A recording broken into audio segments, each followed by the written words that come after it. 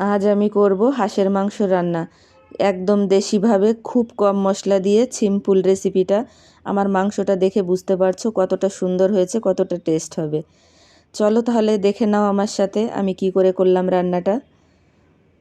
রান্নার জন্য আমি নিয়েছি গোটা ধনে, গোটা জিরে, অল্প করে একটু আদা কেটে নিয়েছি, রসুনটা একটু বেশি নিয়েছি, কয়েকটা কাঁচা লঙ্কা, কিছু শুকনো লঙ্কা, ছোট দুটো পেঁয়াজ আমি কেটে নিয়েছি, আর ছোট 3টে আলু আমি এখানে কেটে নিয়েছি। এটা ভেজে আমি মাংসতে দিয়ে দেব।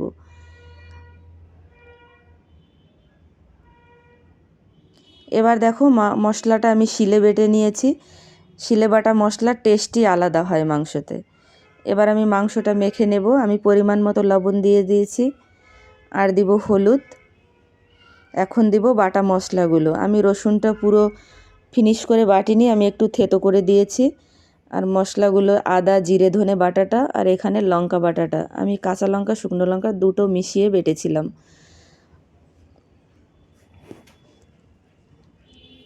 আর আমি দিয়ে দিব অল্প করে সর্ষের তেল। এটা দিয়ে আমি ভালো করে মাংসটা মেখে নেব। আমার এখানে মাংস আছে, একটা হাঁস তো 1 কিলো 250 গ্রাম হবে।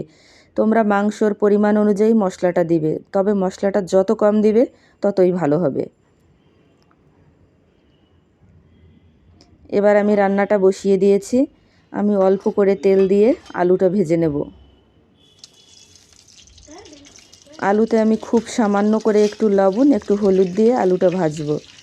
আর মাংস রান্নাতেও আমি খুব তেল কম ব্যবহার করব, কারণ আমার হাঁসটা আমি দেখে বুঝতে পারছি খুব তেল হয়েছে, যে কারণে আমি রান্নাতে আর তেল বেশি দিব না। আমার আলুটা ভাজা হয়ে গেছে।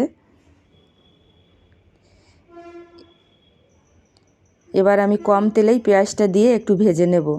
আর তোমরা যদি বুঝতে পারো যে হাঁস মাংসতে তেল কম হয়েছে, তাহলে তেলটা একটু বেশি করে দিবে। আমার পেঁয়াজটা যখন ভাজা হয়ে গেছে, আমি মাংসটা ঢেলে দিলাম, মাখানো মাংসটা। আমি একবারে ফোড়নটা দেইনি, আমি লাস্টে দিব, এতে ফ্লেভারটা খুব ভালো আসবে মাংসর। এবার আমি একটু নেড়ে চেড়ে ঢাকনা দিয়ে কিছু সময় ঢেকে দিব, যাতে মাংসর জলটা ছেড়ে দেয়। আমি কিছু সময় ঢেকে রেখেছি। এবার খুলে দেখো মাংসতে জল ছেড়ে দিয়েছে। এবার যত সময় জল না শুকিয়ে যায়, আমি মাংসটা ভালো করে কষে নিব।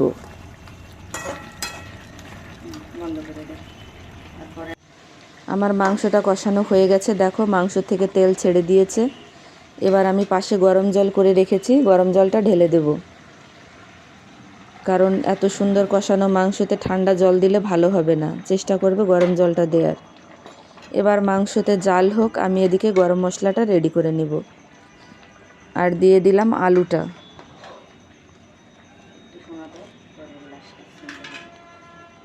আমি গরম মশলাও খুব কম করে দেব। দেখো ছোট ছোট 3টে এলাচ, একটু লবঙ্গ, একটু ছাল নিয়ে ওটা আমি বেটে নিয়েছি। এবার আমার মাংসটাও জাল হয়ে এসছে। এবার আমি এটাকে ফোড়ন দিয়ে দেব।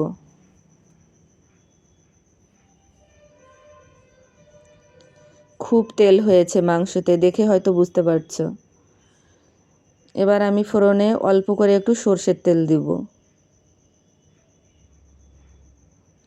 আর দিলাম গোটা জিরে অল্প করে, আর 3-4টে শুকনো লঙ্কা, 2টো তেজপাতা দিয়ে এটা ভাজা হলেই আমি মাংসটা ঢেলে দিব।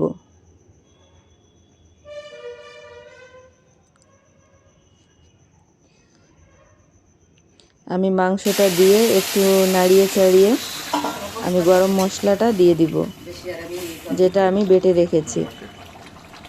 গরম মশলাটা দিয়ে মিশিয়ে আমি নামানোর আগে জিরে ধনে ভেজে গুঁড়ো করা আমার কাছে থাকে সব সময়, সেটা আমি মাংসতে দিই, অন্য অন্য সবজিতেও দিলে খুব সুন্দর একটা সেন্ট আসে।